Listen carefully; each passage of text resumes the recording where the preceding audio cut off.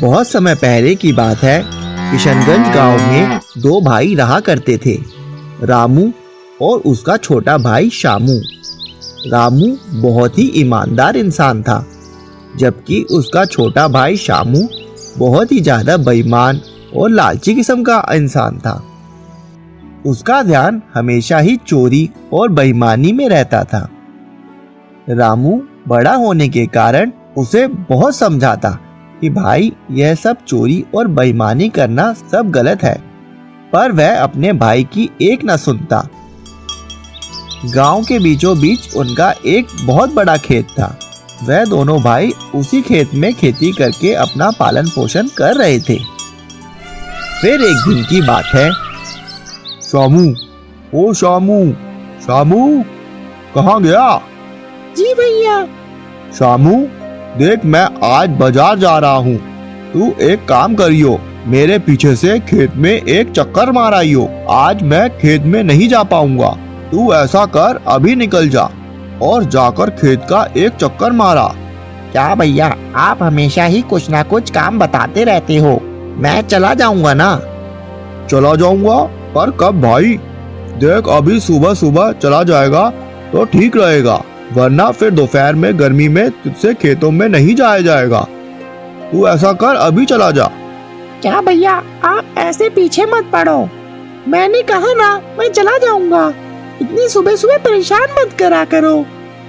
हे भगवान, ये कैसा भाई है मेरा, कोई एक काम भी करके राजी नहीं।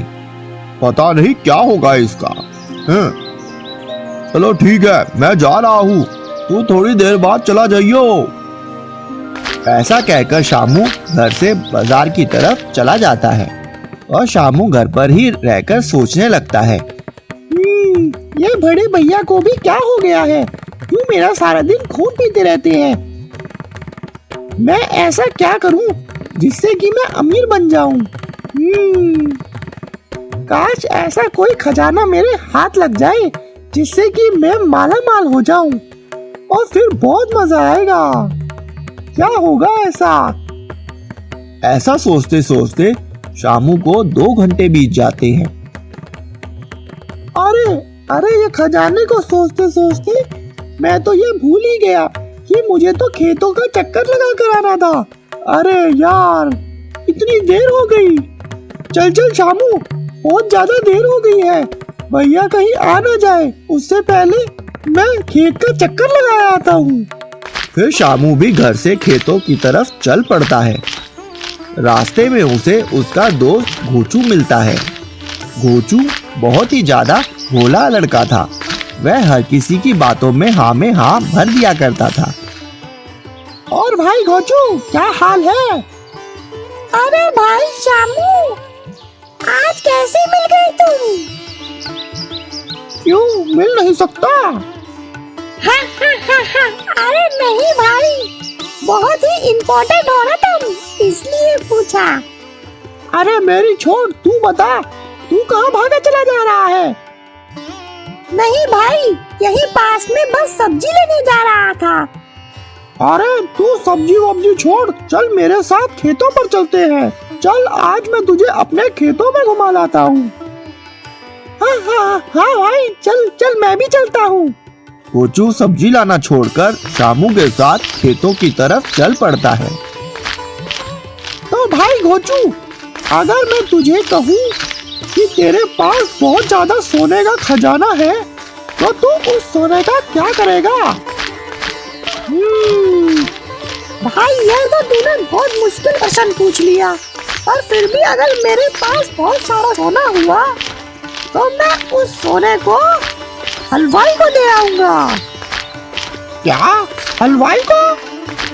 हाँ भाई, फिर वह उस सोने से पूरी जिंदगी मुझे लड्डू बनाकर खिलाएगा। अबे गधे, तेरे पास का सोना होने के बाद भी तू सिर्फ खाने की ही सोच रहा है। खाने के सिवा और तुझे कुछ आता भी है या नहीं? तेरा कुछ नहीं हो सकता घोचू। अरे तो भाई, मुझे खाना ही पसंद है, तो खाने की ही मांग करूंगा ना। हाँ, बहुत बढ़िया बहुत बढ़िया। थोड़ी दूर चलने के बाद शामू का खेत भी आ जाता है। तभी शामू की नजर खेत में खड़ी झाड़ियों की तरफ पड़ती है। अरे घोचू, यह देख जरा, मुझे ही कुछ ज्यादा दिखाई देने लगा या सच में झाड़ियों में कुछ चीज चमक रही है? भाई, इस झाड़ी में ऐसा क्या रखा है जो इतना चमक रहा है? चल भाई, मैं तो पास जाकर देख के आता हूँ। नहीं भाई शामू, पता नहीं क्या होगा। अरे कुछ नहीं होगा बुद्धू, तू कितना डरता है यार। नहीं भाई, सुना है पास ही के एक गांव में एक आदमी के खेत में ऐसा ही कुछ चमकता हुआ शीशा रखा हुआ था। फिर वह उस चमकदार शीशे के पास जैसे ही गया, वह इंसान उस शीशे के अंदर ही समा गया। नहीं भाई, मुझे तो बहुत डर लगता है, मैं नहीं जाऊंगा उसके पास। भाई शामू, तुझे जाना है तो जा, मुझे तो बहुत डर लगता है भाई। अबे यार, तू तो ऐसे डर रहा है जैसे कि कोई भूत देख लिया हो। अरे ऐसा कुछ नहीं होता पागल। ऐसा कहकर शामू उसी झाड़ी की तरफ चल पड़ता है। शामू जैसे ही झाड़ी के पीछे देखता है, उसकी आंखों में चमक आ जाती है। अरे वाह वाह वाह वाह, यह तो क्या है भाई? झाड़ी के पीछे क्या है? यह देख गोचू, इतनी बड़ी चाबी। हा हा हा हा। चाबी? पर भाई, यह तो कोई मायावी चाबी लग रही है जो इतनी चमक रही है। हाँ, लगता है यह किसी खजाने की है। भाई शामू, इसे यहीं पड़ी रहने दे, न जाने ये किस चाबी दरवाजे की है। पता नहीं कहीं लेने के देने ना पड़ जाए भाई। चल चल, यहाँ से भाग चलते हैं। अरे बुद्धू, कुछ नहीं होता, अब यही चाबी तो मुझे धनवान बनाएगी। हा हा हा, इसे मैं अपने घर ले जाऊंगा। हा हा हा हा हा। नहीं भाई नहीं, इसे यहीं पड़े रहने दे यार, इसे यहीं तो छोड़ दे। हा हा हा, मेरी कामयाबी से जल रहा है ना तू? अब देख, मैं इस गांव का सबसे अमीर इंसान बन जाऊंगा। हा हा हा हा हा। फिर जैसे ही शामू उस चाबी को उठाने के लिए झुकता है, वैसे ही एक तेज रोशनी बाहर आती है और शामू वहां से गायब हो जाता है। नहीं। अरे अरे अरे अरे अरे अरे भाई शामू कहाँ गया? भाई शामू तू कहाँ गया यार? यह चाबी तो बहुत ही ज्यादा रहस्यमय है। भागो भागो भागो यहाँ से, नहीं तो ये इस बार मुझे भी गायब कर देगी। भागो भागो, यहाँ से भाग चलो।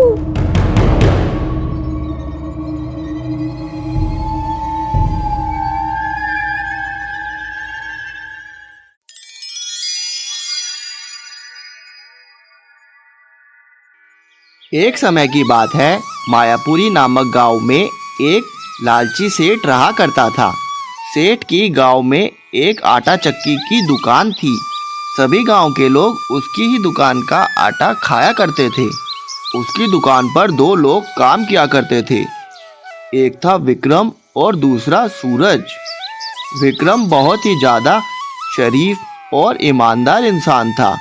वह हमेशा ही अपना सारा काम बहुत ही ज़्यादा ईमानदारी से किया करता था, जबकि दूसरी तरफ सूरज बहुत ही ज़्यादा बेईमान इंसान था।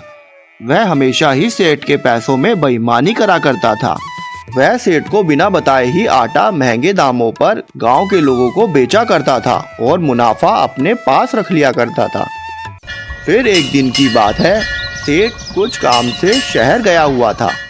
हाँ तो हरिया भाई, तुम्हारा हुआ 832 रुपए। क्या 832? पर कैसे भाई? पिछली बार तो मैं आटा 600 रुपए लेकर गया था। इतना कैसे बढ़ गया भाई? आटे का भाव इतना कैसे बढ़ गया भाई? अरे भाई, सेठ जी ने आटे का नया भाव निकाला है। पर हमने तो अभी तक नहीं सुना। अरे यार, 200 रुपए ही तो फालतू है, इतना भाव तो बढ़ता और घटता रहता है यार। ठीक है, दे दो। हाँ।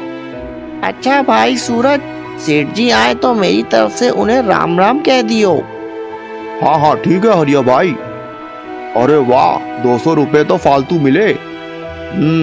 अब मैं ऐसा करता हूँ, ये 200 रुपए सीधा अपनी जेब में डाल लेता हूँ। वैसे भी सेठ इतना कमाता है, थोड़ा बहुत हम रख लेंगे तो इसमें क्या बुराई है। हा हा हा हा हा। यह सब बातें दूर खड़ा विक्रम सुन रहा होता है। वहीं रुक जा सूरज, तू ऐसे सेठ के व्यापार में बेईमानी नहीं कर सकता। भाई बेईमानी? मैंने कहाँ बेईमानी करी है? झूठ मत बोल।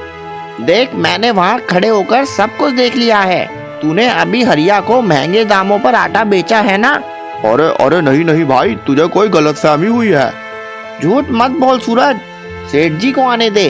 देख, आज मैं तेरे सारी करतूतों के बारे में सेठ जी को बता दूंगा। हाँ। और ऐसा कहकर विक्रम वहाँ से चला जाता है। अरे अरे, ये विक्रम के बच्चे को क्या हो गया? साला ये मेरा भांडा उस सेठ के आगे फोड़ ही देगा। सूरज सूरज यार, जल्दी जल्दी कुछ सोच, नहीं तो आज तुझे सेठ से कोई नहीं बचा पाएगा। सोच यार, सोच कुछ।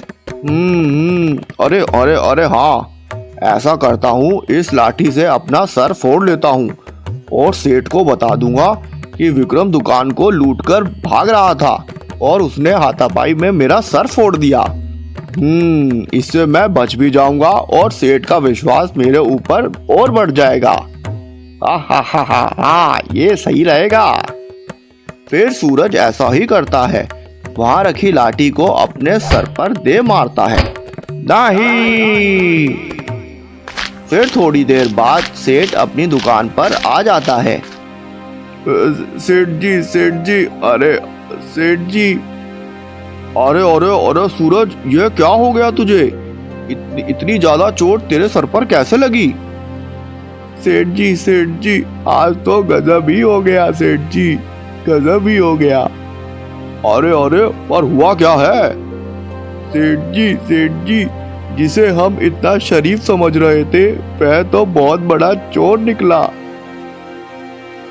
सही रहा आप आ गए सेठ जी, नहीं तो आज वह मुझे मार ही डालता।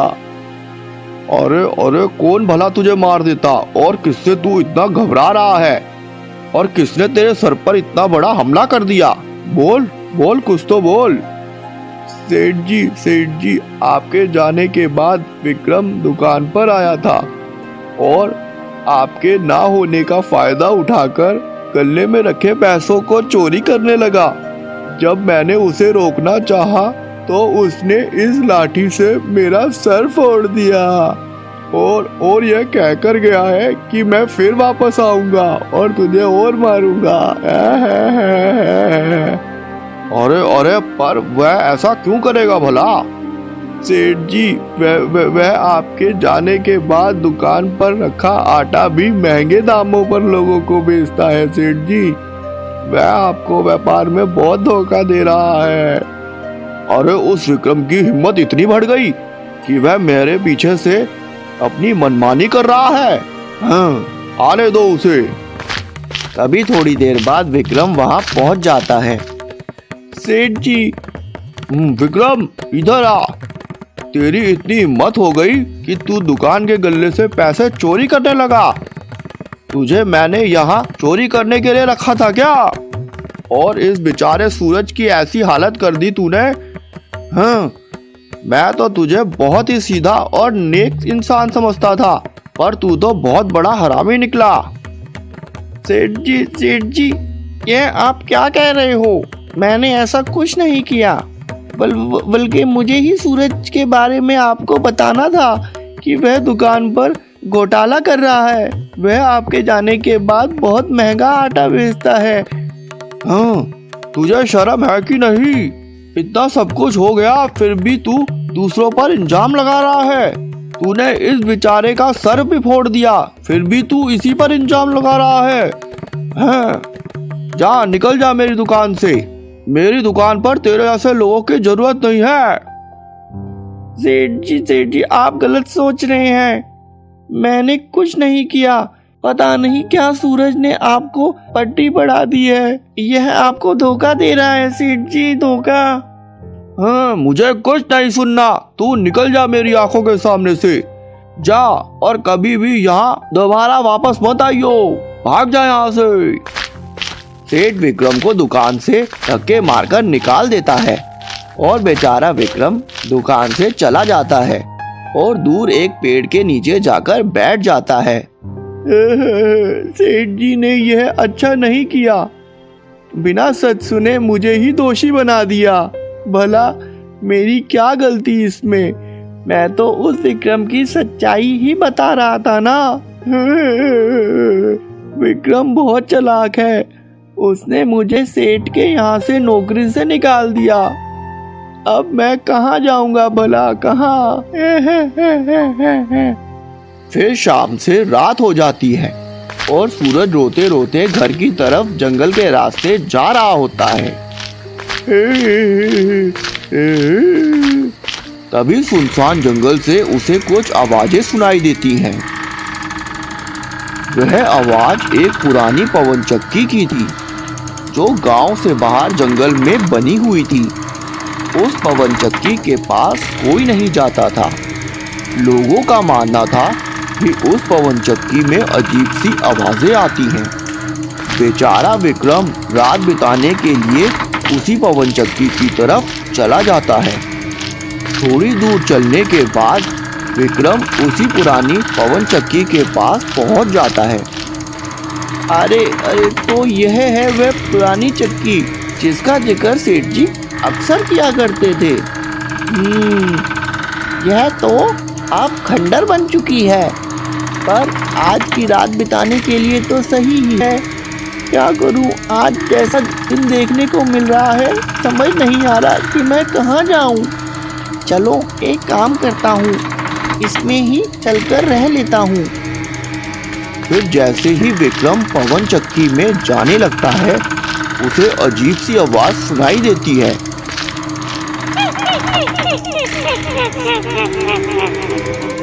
कहाँ जा रहे हो?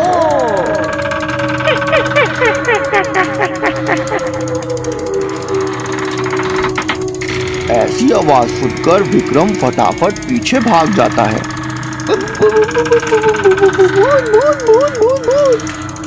तभी विक्रम का पैर फिसल जाता है और वह वहीं गिर जाता है। गिरते ही विक्रम बेहोश हो जाता है।